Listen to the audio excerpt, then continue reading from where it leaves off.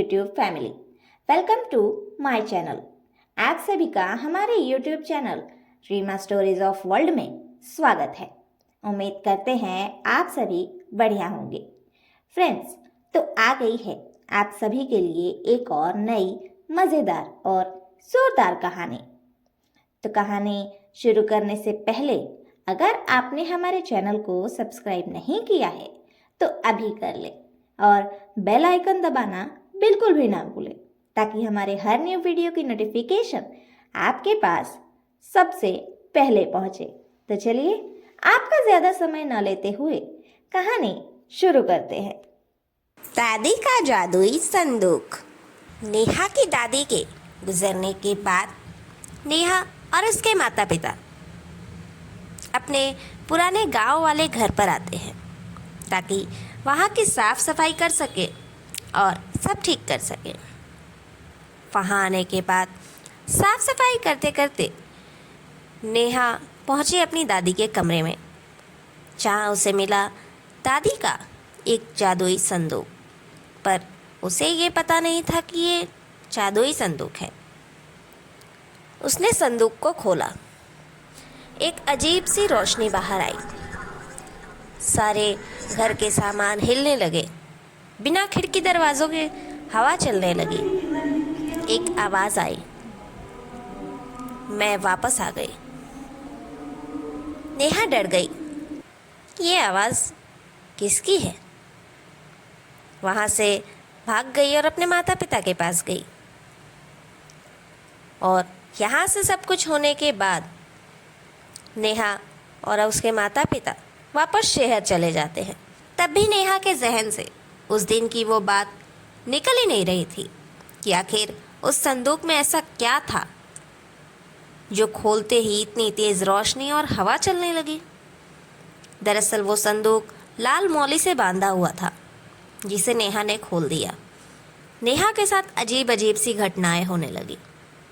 वो घर में जो सामान जहाँ रखती वो वहाँ रहता ही नहीं, अपने आप ही उठकर इधर से उधर हो जाता। कभी कभी नेहा को अजीब अजीब आवाज़ें सुनाई देती थी। मैं वापस आ गई, तुमने मुझे आज़ाद किया। नेहा, तुम कहाँ हो? नेहा, मेरे पास आओ। अजीब अजीब बातें सुनकर नेहा परेशान हो गई।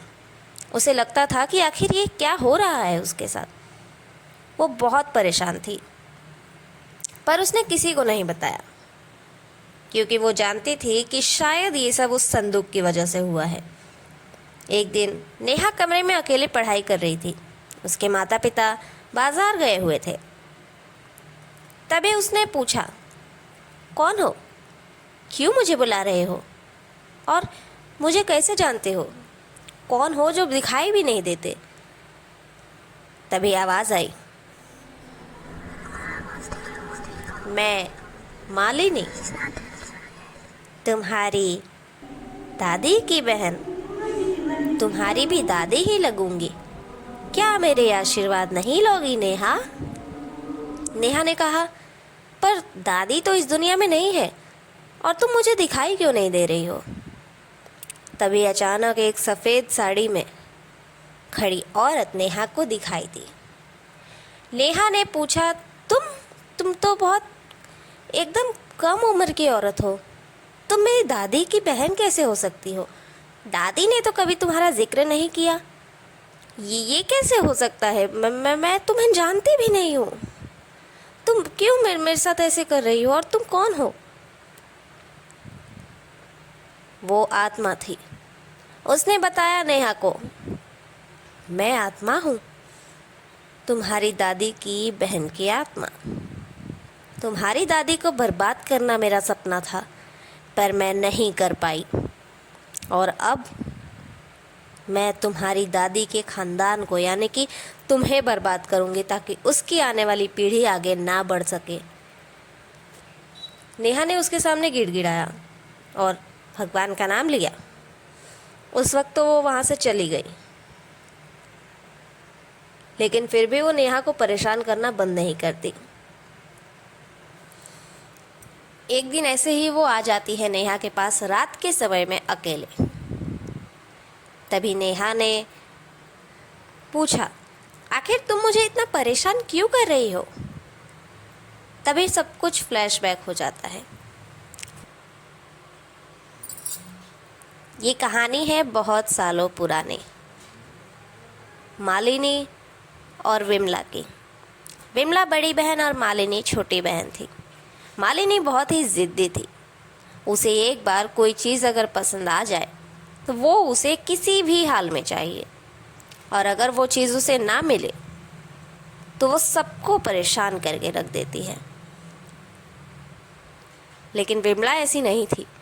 विमला के लिए उसके माता पिता की इज्जत ही सब कुछ थी, चाहे उसे मिले या ना मिले। दोनों बहनों की शादी की उम्र हो गई थी। विमला से हमेशा मालिनी जलती थी, क्योंकि वो घर में बड़ी थी और सारे काम करती थी, और उनके माता पिता विमला को अच्छा और मालिनी को आलसी कहते थे। शादी की उम्र हो गई, दोनों के माता पिता ने उनके लिए लड़का ढूंढा। इसके बाद उस लड़के के साथ में मालिनी हर रोज़ जीजू जीजू कहकर घूमने लगी। घूमते घूमते ही जीजू जीजू कहते ही कब वो उनके प्यार में पड़ गई उसे खुद भी पता नहीं चला। शायद ये प्यार नहीं, पागलपन था। पर मालिनी ये एक्सेप्ट ही नहीं करती थी। उसने अपनी बहन विमला से कहा, दीदी तुम जीजू से शादी मत करो। विमला ने कहा, क्यों? माँ बाबूजी ने इतनी मेहनत से मेरे लिए एक लड़का ढूंढा है, उनकी इज्जत का सवाल है, मैं मना कैसे करूं? मालिनी ने कहा, दीदी मैं उनसे प्यार करने लगी हूँ और अब वो मुझे चाहिए। अब वो मेरे जीजू नहीं, मेरे पति बनेंगे। तुम उनसे शादी करोगी तो मैं तुम दोनों के बीच कभी कुछ ठीक नहीं रहने दूंगी। विमला को ये सच जानकर बहुत बड़ा धक्का लगा। विमला के माता पिता ने भी ये बात सुन ली। उन्होंने अपनी बेटी को समझाया, मालिनी तुम ये ठीक नहीं कर रही हो। विमला तुम्हारी बड़ी बहन है और तुम्हें अपनी बड़ी बहन की इज्जत सबसे पहले करनी चाहिए। जिस लड़के को हमने उसके लिए पसंद किया है उसकी शादी उसी से होगी, तुमसे नहीं। ज़्यादा प्यार का भूत मत चढ़ाओ अपने ऊपर, अपनी पढ़ाई लिखाई पर ध्यान दो। लेकिन उस वक्त मालिनी ने उनकी बात नहीं मानी। उसने ज़बरदस्ती की तो शादी वाले दिन विमला के माता पिता ने मालिनी को एक कमरे में बंद कर दिया और यहाँ विमला की शादी करा दी। उसके बाद शादी के बाद जैसे ही कमरा खोला गया, सभी लोगों ने देखा मालिनी ने फांसी लगाकर अपनी जान दे दी है, और उसने सुसाइड नोट में ये भी लिखा था कि मैं वापस आऊँगी और विमला को बर्बाद कर दूँगी। उस संदूक में वो चिट्ठी भी है, लेकिन जल्दी जल्दी में उस दिन नेहा ने वो चिट्ठी नहीं ली। नहीं, वो चिट्ठी और सब कुछ एक संदूक में बंद कर दिया गया था, जो मालिनी की निशानी थी, ताकि किसी को भी ये पता ना चल सके कि मालिनी ने आत्महत्या क्यों की। उसके बाद सब दुखी हो गए। वक्त के साथ समय बीतता गया, मालिनी की आत्मा को शांति नहीं मिली। उसने हमेशा विमला को परेशान किया। वो उसकी शादीशुदा ज़िंदगी को सुखी चलने ही नहीं दे रही थी। यहाँ तक कि विमला की कोई औलाद नहीं हो रही थी, क्योंकि मालिनी ऐसा होने नहीं देती थी। वो अब एक अधूरी इच्छा वाली आत्मा बन चुकी थी। इसलिए उसके माता पिता ने कुछ उपाय किया और तांत्रिक को बुलाकर मालिनी की आत्मा को एक संदूक में कैद करके उसे मौली से बांध दिया। उसकी वो चिट्ठी और उसकी कुछ निशानियां भी उसी में थी, और तांत्रिक ने कहा था कि इसे विमला के कमरे में ही रखना, ताकि मालिनी को हमेशा ये लगे कि वो इन दोनों के बीच है, पर वो कभी इन दोनों के बीच नहीं आ पाएगी। बस ये संदूक कभी खुलना नहीं चाहिए। आज विमला का जीवन एकदम सुखमय हो गया। किसी को भी इस बात की खबर नहीं थी कि उस संदूक में क्या है, क्यों है, कैसे है, पर आज तक किसी ने उसे खोला नहीं था। और आज नेहा ने उसे अनजाने में खोल दिया, तो उसकी मालिनी दादी की आत्मा वापस आ गई और अब वो चाहती है कि उसने विमला को बर्बाद नहीं किया, लेकिन अब उसके खानदान को, उसके परिवार को बर्बाद कर ही देगी। नेहा ने तुरंत जाकर अपने माता पिता को ये बात बताई। उसके बाद मालिनी सबके सामने आ गई।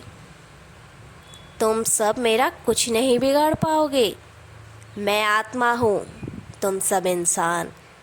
मेरी बहन ने जो मेरे साथ किया उसकी सज़ा अब तुम सब भुगतोगे। तभी नेहा ने और उसके माता पिता ने समझाया कि इसमें भला दादी की क्या गलती थी, उनकी शादी तो उनके माता पिता ने उनकी मर्ज़ी से करवाई थी ना, तो फिर इसमें आप इतना बुरा क्यों मान रही हैं। लेकिन मालिनी बहुत ज़िद्दी थी, वो नहीं मानी। तभी ज़बरदस्ती ही तांत्रिक बुलाकर दोबारा से नेहा और उसके माता पिता ने गांव जाकर उसी संदूक में मालिनी की आत्मा को फिर से कैद किया और उसकी दादी के कमरे में रख दिया। हाँ, ये बहुत मुश्किल था, मालिनी काबू में नहीं आ रही थी, पर उसी जगह दोबारा से जाने की वजह से वो काबू में आ गई। तो फ्रेंड्स, ये थी हमारी आज की कहानी। आज सभी को कहानी कैसी लगी ये कमेंट बॉक्स में ज़रूर बताइए, और कहानी अच्छी लगी हो तो ज़्यादा से ज़्यादा शेयर ज़रूर करें। Thank you.